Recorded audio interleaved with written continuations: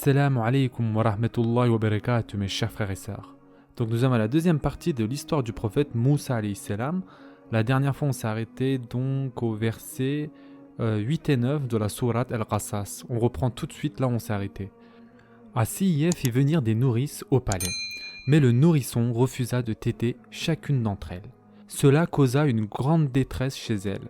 L'agitation se répandit dans le palais, les servantes d'Asiyeh s'affairaient autour d'elle, l'esprit si préoccupé par ce problème à régler que nul ne remarqua la présence de la sœur de Moussa alayhi salam parmi elles. Elle prit son courage à deux mains et s'avança pour proposer une solution. Elle dit qu'elle connaissait une femme en mesure d'allaiter le nouveau-né et de lui apporter toute l'affection dont il aurait besoin. Étonnamment, on lui dit de ramener cette femme sur le champ. Pourquoi la famille royale aurait-elle suivi le conseil d'une inconnue, si cela n'était prévu dans le plan d'Allah Azza wa Jal? En effet, Allah Azza wa Jal dit « Puis nous fîmes en sorte qu'il refuse le sein de toute nourrice. Alors la sœur de Moussa dit aux gens de Pharaon « Puis-je vous indiquer une famille qui s'en chargera pour vous et prendra soin de lui ?» Sourate Al-Qasas, verset 12. La mère de Moussa alayhi salam était chez elle, le cœur rempli de chagrin et si agitée qu'elle passa bien près de tout révéler. Allah Azza wa Jal la délivra de son tourment, sa fille fit irruption chez elle, à bout de souffle, et lui raconta ce qu'il était advenu de Moussa alayhi salam. La mère et la fille ne perdirent pas de temps et se précipitèrent au palais. Lorsque Moussa alayhi salam fut mis entre les bras de sa véritable mère, il se tourna immédiatement vers son sein et se mit à téter. Selon Ibn Kathir radiallahu anh, tous les habitants du palais, y compris Pharaon lui-même, furent à la fois étonnés et soulagés. Pharaon demanda à la mère de Moussa alayhi salam qui elle était et elle répondit « Je suis une femme qui produit du lait sucré et qui dégage une odeur sucrée et aucun nourrisson ne me refuse. » Pharaon accepta cette réponse et c'est ainsi que Moussa alayhi salam fut retourné à sa mère et, plus tard, élevé au palais comme un véritable prince d'Égypte.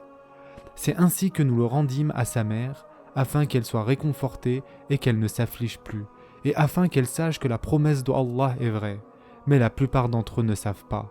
Sourate Al-Qasas, verset 13. La sourate 28 du Qur'an est intitulée « Le récit », c'est-à-dire Al-Qasas, et les 45 premiers versets ne traitent que de l'histoire de Moussa alayhi salam. Nous y découvrons la force et la piété de sa mère et comment Allah Azza wa Jal rétribua sa vertu et sa confiance envers lui en lui rendant son fils. Certains érudits croient que Moussa alayhi salam et sa mère retournèrent chez eux, parmi les enfants d'Israël, tandis que d'autres, dont Ibn Kathir radiallahu anh, croient que Moussa alayhi salam et sa mère vécurent au palais tant et aussi longtemps qu'elle l'allaitaient et qu'après son sévrage, on lui accorda le privilège de lui rendre régulièrement visite. Le Qur'an et la Sunna gardent le silence sur cette période de la vie de Moussa alayhi salam. Mais nous croyons juste d'avancer que lorsqu'il devint homme, Moussa alayhi salam connaissait probablement ses origines et savait qu'il appartenait au peuple des enfants d'Israël.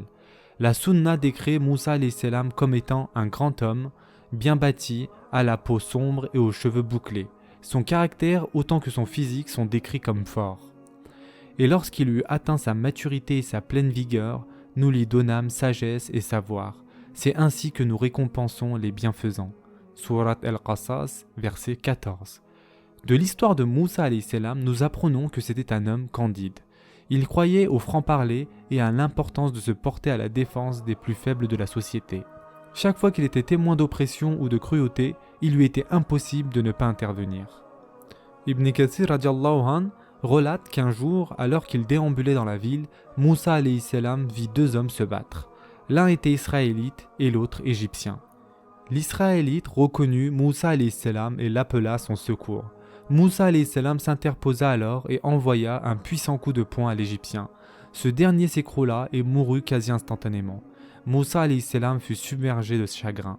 Il connaissait sa force extraordinaire, mais jamais il n'aurait cru être capable de tuer quelqu'un d'un seul coup de poing. Un jour, il entra dans la ville à un moment où ses habitants avaient relâché leur vigilance. Il y trouva deux hommes en train de se battre. L'un était de son clan, tandis que l'autre faisait partie d'un groupe ennemi. L'homme de son clan l'appela au secours contre leur ennemi commun.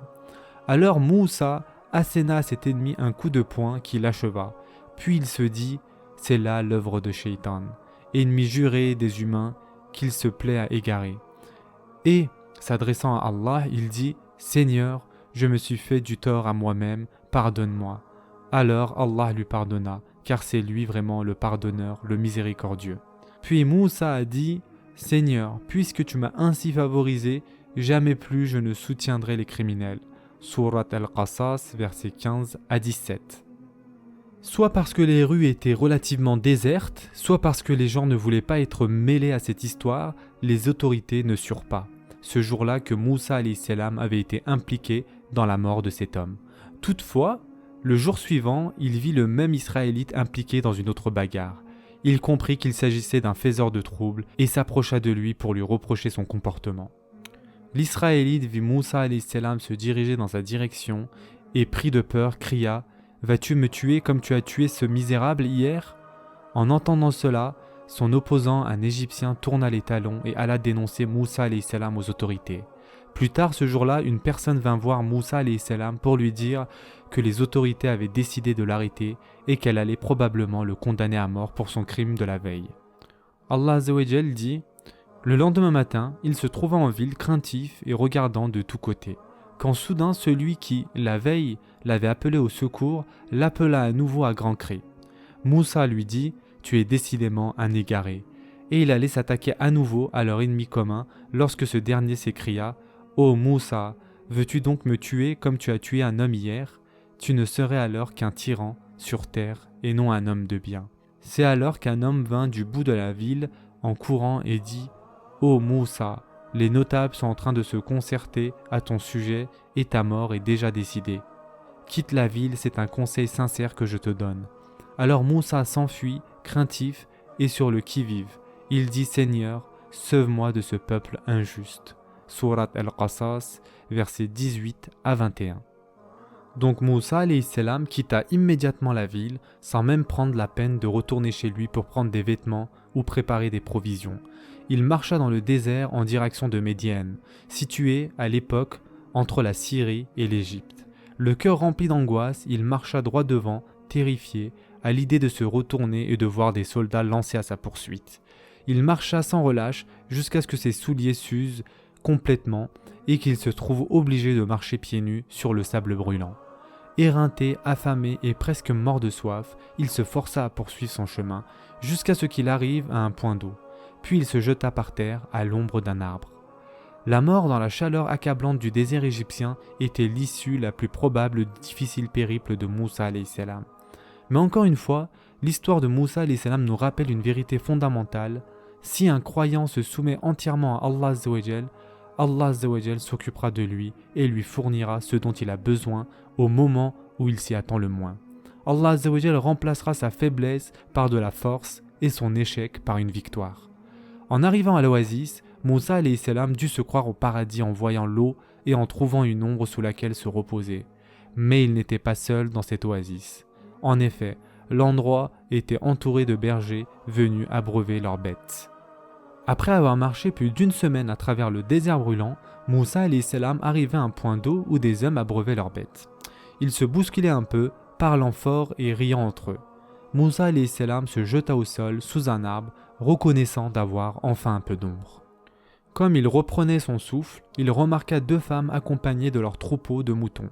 Elles se tenaient à l'écart, hésitant à s'approcher du point d'eau. Moussa alayhi salam était un homme d'honneur.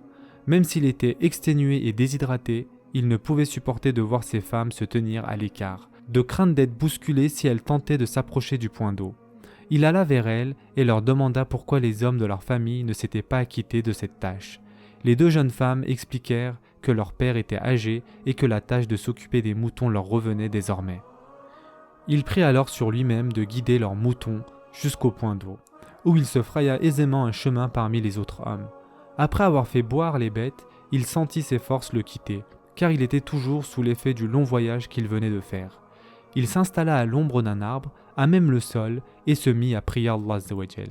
Il dit « Ô Seigneur, quel que soit le bien que tu es en mesure de faire descendre vers moi, j'en ai sûrement besoin en ce moment. » Allah Azza wa Jal dit dans le Coran « Quand il arriva au point d'eau de Médiane, il y trouva un attroupement de gens qui abreuvaient leurs bêtes.